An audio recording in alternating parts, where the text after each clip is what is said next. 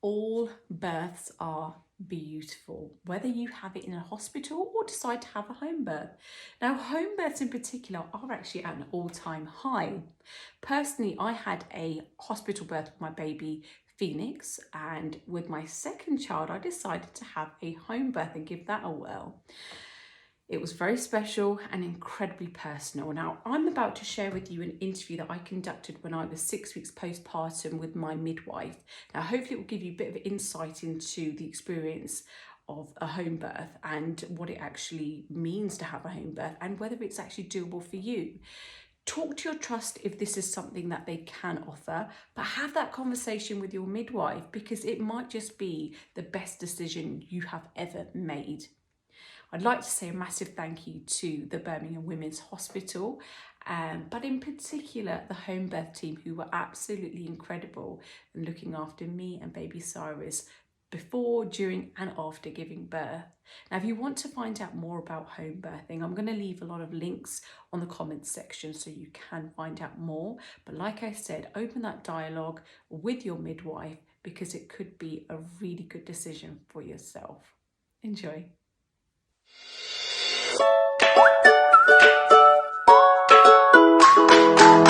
But it's so nice to see you, like your actual face, because the last time we saw each other, you were wearing a mask. I was on the sofa holding on to dear life, like not knowing what to do.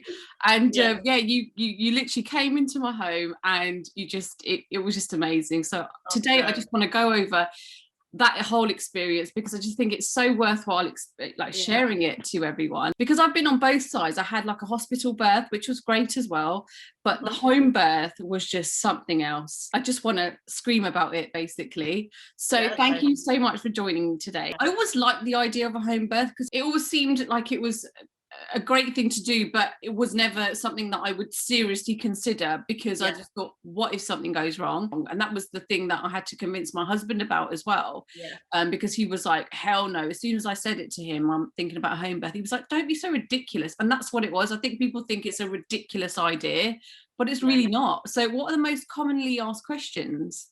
So I'd say there's probably only two. One is about how risky is it, and like what if something goes wrong, how can we get into the hospital, things like that. And the other one is about mess. Is quite a big one, and it's like, actually I think I'll answer the mess one first. And mess wise, in the hospital everything is made to get messy, because it all gets cleaned up after the woman's had her baby and we've moved her out of the room. It can all gets a deep clean, so we don't really care as much in that aspect. But with homes, we're going into somebody else's home, their own environment, where it's got, in my home I've spent loads on the sofa, I don't want to get it messy, so we're a lot more cautious.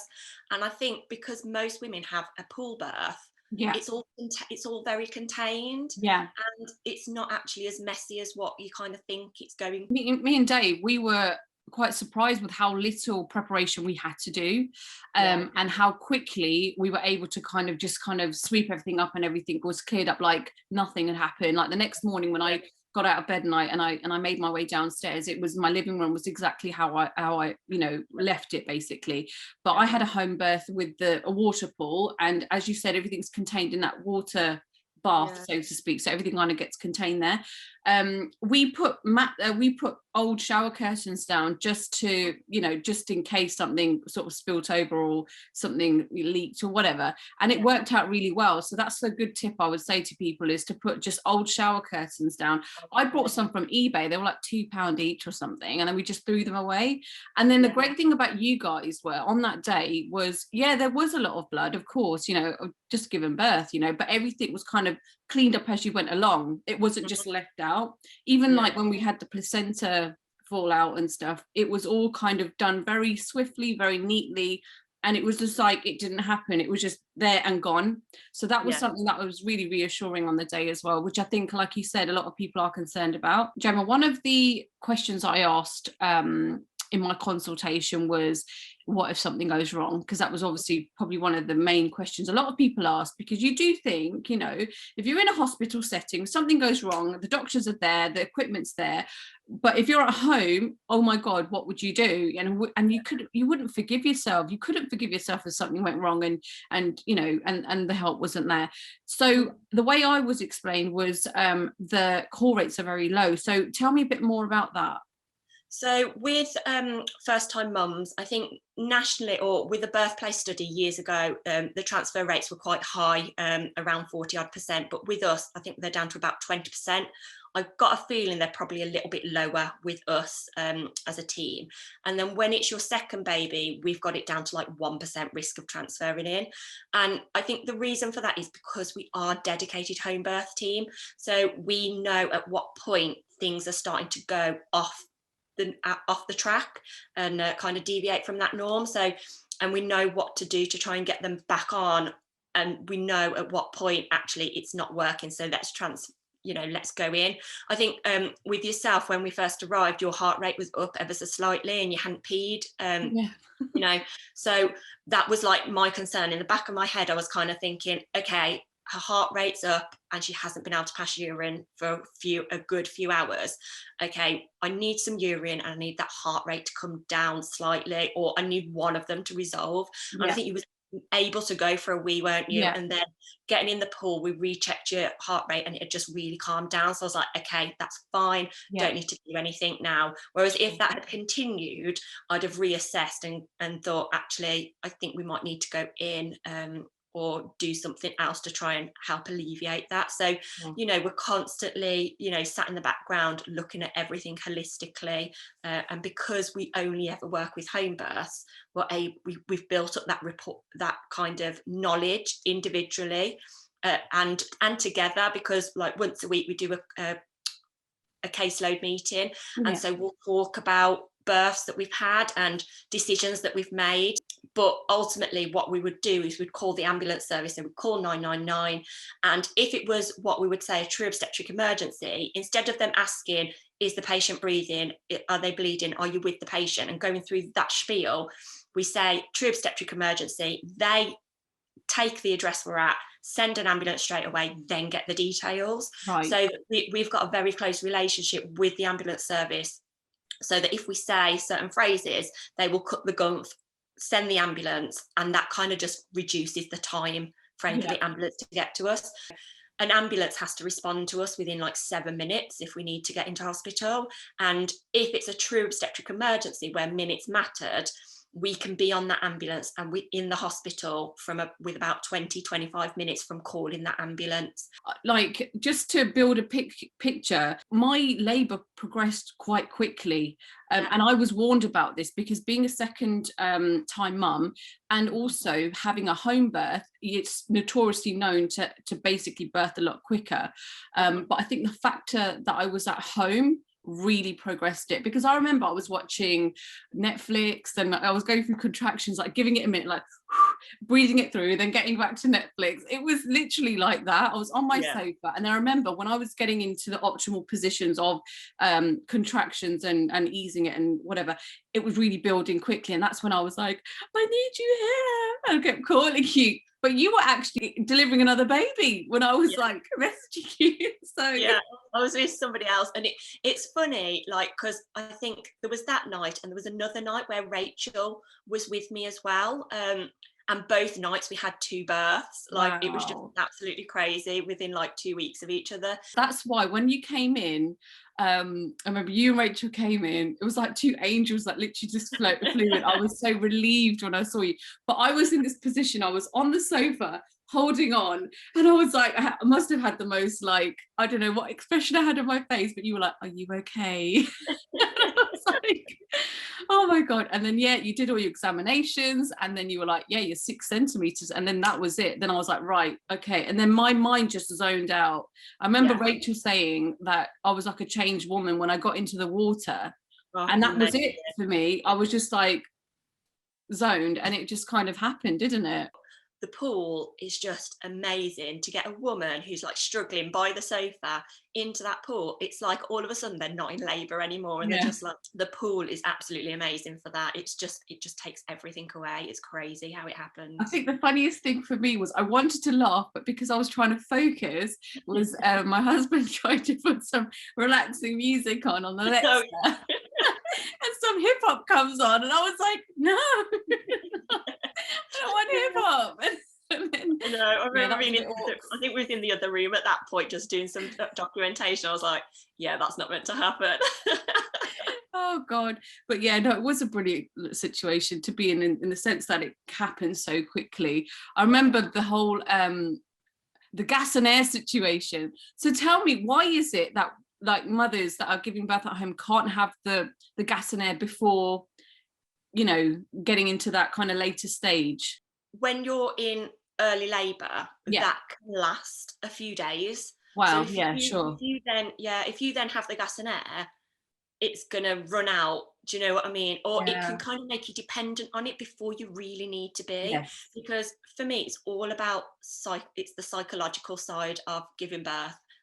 It's that, you know, so that's why I think like hypnobirthing is really good, because it helps you to kind of keep going and pushing through it and ignoring those little niggly ones that can be uncomfortable. Absolutely. And that's what got me through. Definitely. Totally. So then once you're in established labour, which I think NICE guidelines still say, you know, you have to be at least 4 centimetres with strong regular contractions. And so that's why. And also once you're in established labour, it's so much better to start really low, like with the pain, with like the analgesia. So you start off with the bath, then the TENS machine, then the pool, then some aromatherapy, then you get to the point where you need the gas and air, and then that just kind of carries you across that finish line, because you've kind of coped for so long that once you hit that gas and air, it kind of just gets that last bit of you relaxed, so you can just go on and have a baby. And that's so true. And I think that's exactly how it ended up being with myself. I think Cyrus, the little one, his head was out, wasn't he, when the doorbell rang? And I was I think it was. And then I almost it kind of gave me that push to just go for it, because I thought it's here now, but I kind of didn't need it by that point. I was like, I've gone through it. And I think I literally gave birth on 2 paracetamols. Like, whoa. You know, and I surprised myself. I remember one of the midwives came over, it was Sinead, in fact, and I said, I can't believe I did it. And she goes, why can you not believe it? You're a woman and your body is designed to do this. And I was like, actually, you're quite right. Gemma, what I found with my home birth was I healed really quickly.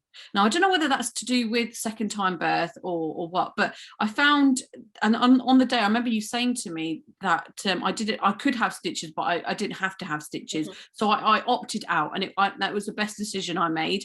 But the other thing that you mentioned to me, which I thought was really interesting, was you said you're at home and you're with your own germs. I know that sounds a bit crazy, but that kind of makes sense, that you're not around any abnormalities in terms of like any kind of weird viruses that you might find in a hospital, and you know, other germs from other people. You're in your own home. Does that make a massive difference to healing?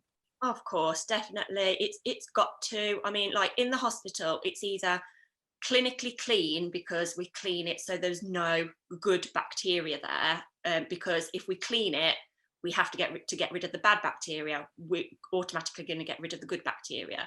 Then, you know, if you're on the ward, you're surrounded by other women, and not to say that they've got germs or infections, but they've got their own good bacteria. So to me, it has to have some kind of impact on it. And I just think the fact, you know, it's your second baby, you know, your body kind of remembers what to do as well. And it just all goes hand in hand. And, you know, you'd have been up and around a lot quicker this time because you already had like a toddler running around. So, you know, you're up and around, so you just have to get on with it. And I just think all those little bits have something to do with that healing process, and just mentally knowing that it's all going to be fine. You know, but I think it just I felt brilliant. Like I think I was probably I wouldn't say bedbound, but I would say I was resting constantly for about a week in terms of like trying to get my strength up. But after that I was fine, and I actually stayed in for 6 weeks. I didn't go out. I let my body heal, I didn't go shopping, I didn't do any of that. So that was something that I, culturally as well, you're meant to stay in for 6 weeks with in our ethnicity. But I think it's a good thing to do, because now I'm perfectly fine. I feel really healthy. I don't feel like I've had a baby, apart from obviously the mum tum and stuff, but that'll go. If those initial chats with yourself and the team, all everything's answered, and it's all very open and transparent, because it's not like you're selling the idea of a home birth. You will say the pros and the cons. It wasn't just like, oh no, it's brilliant, nothing will go wrong. Well, no, you don't accept everyone to have a home birth, so you have to be low risk. Is that right?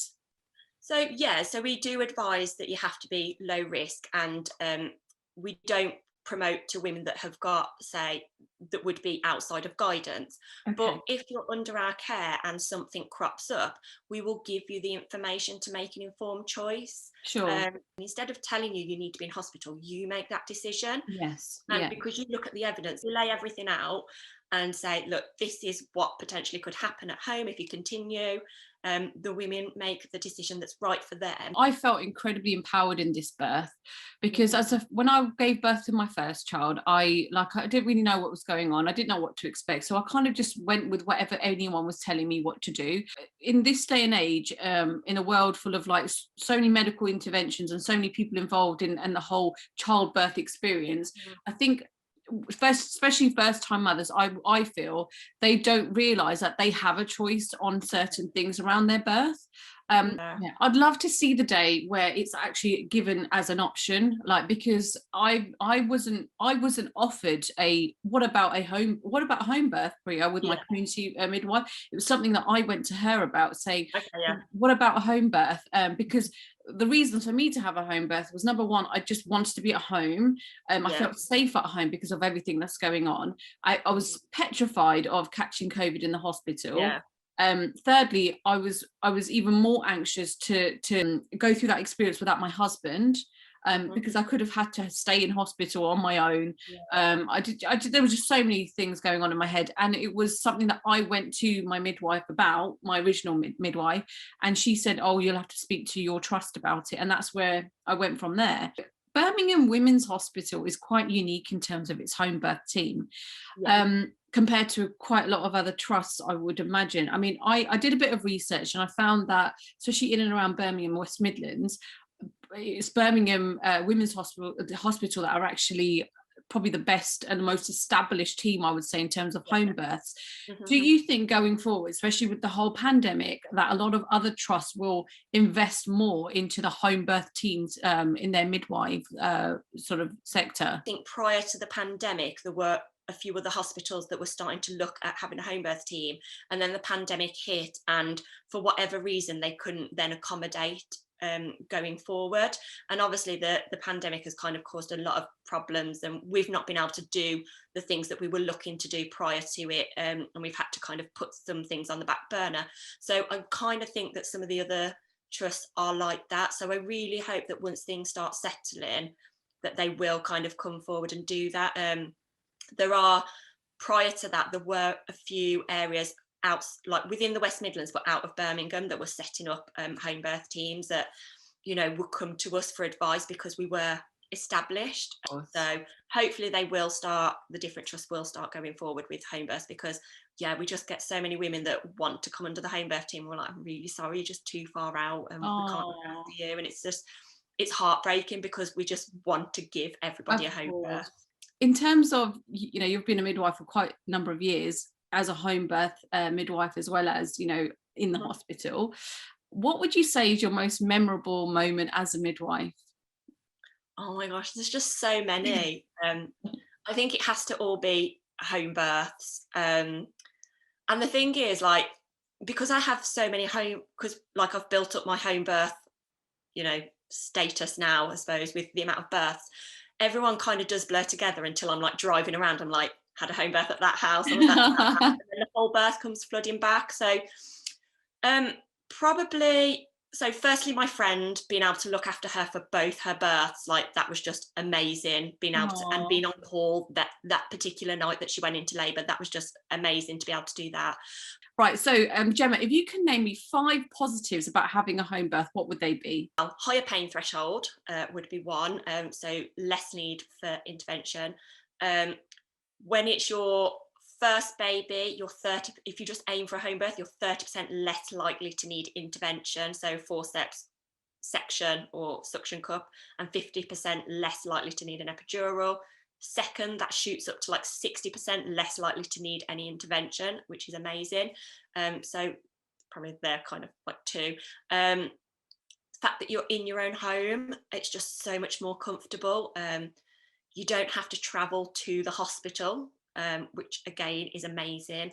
You can eat what you want, whereas in hospital there's very limited stuff unless you take it in.